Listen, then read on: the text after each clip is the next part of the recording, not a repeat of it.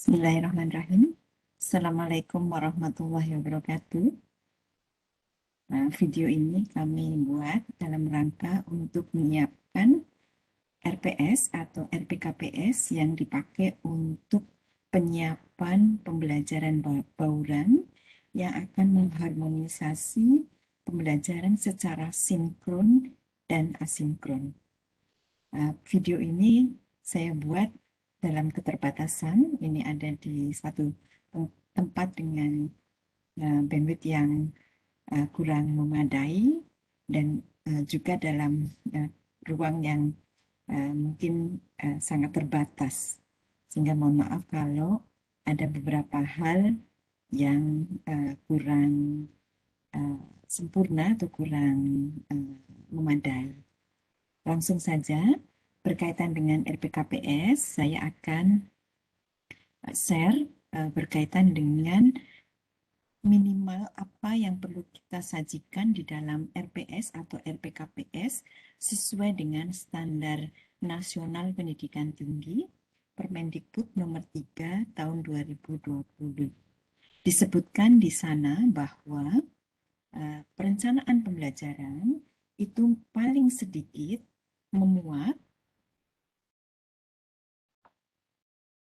nama program studi, nama dan kode mata kuliah, semester, SKS, nama dosen pengampu. Ini berkaitan dengan identitas mata kuliah dan identitas pengampu mata kuliah. Kemudian yang berikutnya, yang kedua, yaitu capaian pembelajaran lulusan yang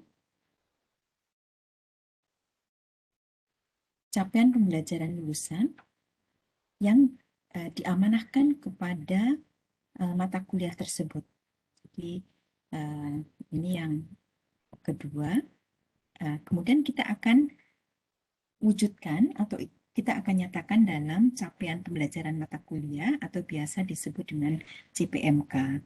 Kemudian yang ketiga yaitu kita nyatakan sub CPMK-nya berdasarkan CPMK yang sudah ditetapkan. Kemudian yang berikutnya yaitu terkait dengan materi pembelajaran ya, untuk mencapai kemampuan tersebut, kemudian metodenya, kemudian waktu yang disediakan, pengalaman belajar mahasiswa, kemudian kriteria indikator dan bobot penilaian, serta daftar referensi yang digunakan. Ini adalah standar minimal atau paling sedikit RPKPS itu memuat hal ini sesuai dengan ketentuan yang ada di SNDikti. Setelah itu, saya akan mencoba menjelaskan mengenai isi dari RPKPS yang kita gunakan untuk pembelajaran bauran, yaitu dengan memanfaatkan Learning Management System. Misalkan kalau kita di UGM menggunakan ELOK, maka kita akan gunakan ELOK di dalam perencanaan pembelajarannya. Ini adalah salah satu contoh dari RPKPS yang kami kembangkan untuk mata kuliah transformasi digital. Dari apa yang tadi kita lihat di Standar Nasional Pendidikan Tinggi, maka dari sini ya, saya bagi. Yang pertama adalah identitas mata kuliah, tertuang di sini. Ini adalah mata kuliah pilihan lintas disiplin. Kemudian yang berikutnya, CPL yang dibebankan kepada mata kuliah tersebut, kemudian kami wujudkan dalam pernyataan CPMK. Di dalam transformasi digital ini, CPMK-nya ada 6. Kami bold di bagian-bagian terkait dengan CPMK ini untuk menjadi perhatian dalam kaitannya dengan membuat proses atau aktivitas pembelajarannya dan mengembangkan asesmennya supaya yakin bahwa yang dicapai sampai ke kognitif level berapa dan juga berkaitan dengan afektif dan psikomotornya. Dari CPMK 1 sampai CPMK 6, kita lihat CPMK yang paling tinggi, yaitu CPMK 5, kognitif paling tingginya, yaitu CPMK yang kelima, yaitu merancang gagasan untuk menyelesaikan permasalahan di berbagai bidang dengan pendekatan penggunaan IoT dan Big Data atau kecerdasan buatan. Salah satunya adalah machine learning. Kemudian dari yang ada ini, kita juga memasukkan kaitannya dengan peningkatan kemampuan belajar mandiri serta belajar kolaboratif multidisiplin kami wujudkan di dalam CPNK ke-6. Kemudian kami nyatakan deskripsi singkat mata kuliah di sini. Kemudian metode pembelajarannya yaitu pembelajaran berbasis project. Kemudian dari CPMK tadi itu kita identifikasi ada materi pembelajaran atau bahan kajian di sini dari mulai pendahuluan dengan kemudian terkait dengan pemrograman, budaya digital, sistem dan critical thinking, kemudian terkait dengan teknologi-teknologi yang akan kita kenalkan di dalam materi tersebut. Kemudian yang berikutnya yang tidak kalah penting, yaitu kita akan mengkaitkan antara komponen penilaian dengan CPMK yang tadi sudah kita identifikasi. CPMK-nya tadi ada 6, kemudian kita identifikasi komponen penilaiannya apa saja.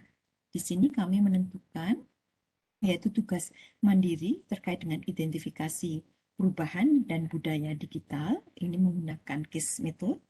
Kemudian ujian konsep pemrograman dan lab, ini kami ambil persentasenya, akumulasinya adalah 10. Kemudian SPA itu 15%, UTS 20%. Sebaran terhadap CPMK ini bisa dilihat di sini. Dari sini terlihat bahwa berkaitan dengan programming itu mengumpul di CPMK kedua dan CPMK ketiga. Nah, kemudian CPMK ke-6 tadi berkaitan dengan pembelajaran mandiri dan kolaboratif. Yang berikutnya setelah UTS kami sebarkan CPMK-nya dengan komponen penilaiannya seperti terlihat di sini, yaitu kuis berkaitan dengan materi budaya digital, critical dan system thinking, kemudian IoT, Big Data, dan AI. Pendekatan pembelajaran yang menggunakan case method, kami ambil 5% di sini. Kemudian ada ujian akhir semester, kita lakukan secara sinkron, ini juga pendekatannya dari pembelajaran case method. Kami ambil 15% persentasenya, kemudian distribusi CPMK-nya dari CPMK 1, 4, 5, 6. Kemudian tugas akhir yang berkaitan dengan proyek ide, kami buat berangkai. Berangkai dari mulai tugas kelompok 1, kemudian tugas kelompok kedua, dan tugas akhir. Mengenai tugas akhir ini nanti akan ada video tersendiri. Persentasenya adalah 30% dan kami sebarkan di CPMK 1, 4, 5, dan 6.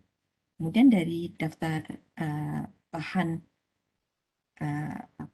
materi dan referensinya, itu yaitu dari pemrogramannya kami ambil dari NetAcad PCAP, Python Essential, kemudian materi transformasi digital yang ada di ELO, kemudian beberapa materi yang kami identifikasi untuk pemula atau untuk pengenalan-pengenalan mengenai teknologi informasi. Di sini nama dosen pengampunya untuk semester sekarang, semester genap 2020-2021,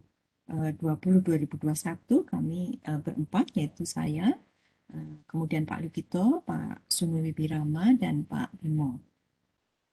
Berikutnya, kami bagi menjadi tahapan-tahapan belajar, yaitu setiap minggunya seperti apa, supaya mempermudah kami mengemas di dalam pembelajaran di eloknya. Yang kami lakukan di sini, yaitu membuat tahapan-tahapan pembelajarannya, basisnya sebetulnya bisa per minggu atau per topik. Jadi ini mengikuti preferensi dari teman-teman semua. Apakah nanti akan dibuat per minggu, apakah nanti akan dibuat per topik. Kami membuatnya per minggu supaya mempermudah pelaksanaan di eloknya.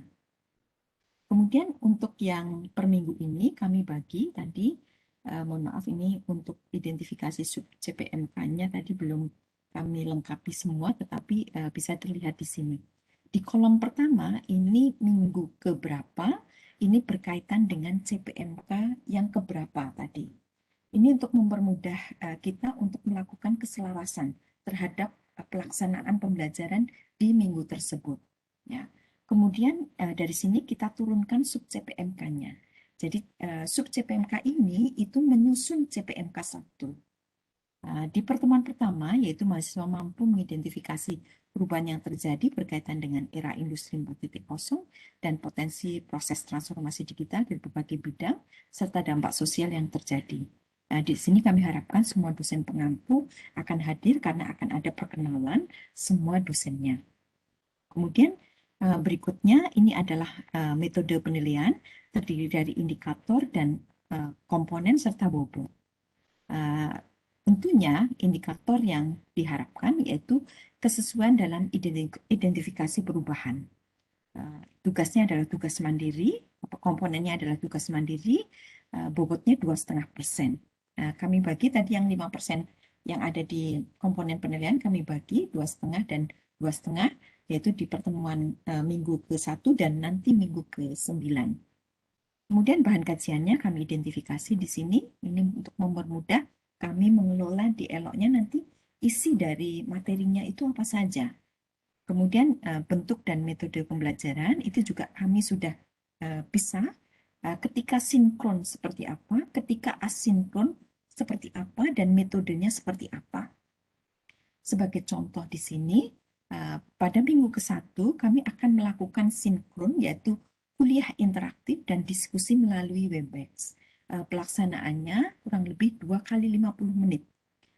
Pengalaman belajar yang nanti akan didapatkan mahasiswa, yaitu berdiskusi interaktif melalui Webex, kemudian media yang kami siapkan, yaitu Webex dan Mentimeter. Kemudian nanti asinkronnya, yaitu pembelajaran yang ada kita siapkan di Learning Management System, dalam hal ini adalah ELO, kami siapkan ada diskusi melalui forum diskusi, dan pembelajaran mandiri yang berupa video dan materi-materi bacaan yang ada di sana. Kemudian pendekatan atau metodenya, yaitu kita menggunakan case-based learning. Jadi ini sesuai dengan definisi 2 SKS, kami distribusikan seperti ini. Sehingga kalau kita melihat asinkronnya, misalkan sinkronnya, kalau dari pengalaman saya, kalau masih 1 SKS, 2 SKS, maka sinkronnya bisa saja sesuai dengan jam yang ada. Jadi misalkan 1 kali 50 menit atau 2 kali 50 menit kalau masih 2 SKS. Tapi kalau sudah 3 SKS, karena pembelajaran sinkron atau pembelajaran sinkron daringnya itu kita agak kurang nyaman kalau agak lama untuk berinteraksi dengan mahasiswa, maka kita bisa pecah. Katakanlah 1 kali 50 menitnya mahasiswa diminta untuk melihat video terlebih dahulu, kemudian nanti 2 kali 50 menitnya dipakai untuk sinkronnya, menggunakan Webex atau menggunakan Zoom atau menggunakan Google Meet. Kemudian kalau misalkan kita mau bagi separuh-separuh juga bisa. Jadi misalkan 1,5 kali 50 menitnya sinkron yang menggunakan Webex, Zoom atau Google Meet. Kemudian 1,5 menitnya mahasiswa diminta untuk mempelajari video atau materi-materi yang sudah kita siapkan. Jadi bisa seperti itu. Kemudian untuk asinkronnya, kita siapkan di Learning Management System aktivitas apa nanti yang dilakukan mahasiswa. Apakah itu diskusi, apakah itu mengerjakan tugas, apakah itu mengerjakan kuis, baik formatif maupun sumatif, ujian sumatif, apakah nanti ada materi-materi atau bacaan yang harus dibaca. Ini yang kita siapkan di asinkron atau di Learning Management System atau di ELOK-nya. Jadi dengan cara seperti ini kita sudah punya cara bagaimana kita melakukan harmonisasi antara sinkron dan asinkronnya. Kemudian pustakanya tentu kita siapkan di situ video-video kita yang ada di Learning Management System. Kemudian pustaka yang tadi sudah disebutkan di atas itu bisa disebutkan di kolom pustaka atau sumber belajarnya. Kemudian ini kita terus sampai minggu kedua, minggu ketiga, minggu keempat, minggu kelima, minggu keenam, minggu ketujuh, Terus minggu ke-8, kebetulan kami minggu ke-8 itu melakukan ada skill based assessment karena kaitannya dengan ini computational thinking, kaitannya dengan pemrograman. Itu ada skill based assessment atau SPA, kemudian ada UTS. SPA dan UTS ini kami siapkan di sini mengingatkan sesuai dengan yang di atas tadi, ini untuk mencapai CPMK kedua, ketiga, keenam, supaya kami ketika melakukan pelaksanaan aktivitas di minggu ini, kami tidak kehilangan arah. Jadi sudah kita tentukan tadi ini untuk mencapai CPMK 2, CPMK 3, CPMK 6 supaya selaras. Kemudian untuk ini akan dibuat satu tugas, yaitu membuat program sederhana, kemudian mengerjakan ujian online secara sinkron. Ini platform learning management systemnya ada di NetAkad. Nanti akan kami tunjukkan tersendiri. Kemudian di minggu ke-9 itu akan ada ini yang minggu ke-9 ini masuk untuk mencapai CPMK yang pertama, yaitu terkait dengan budaya digital.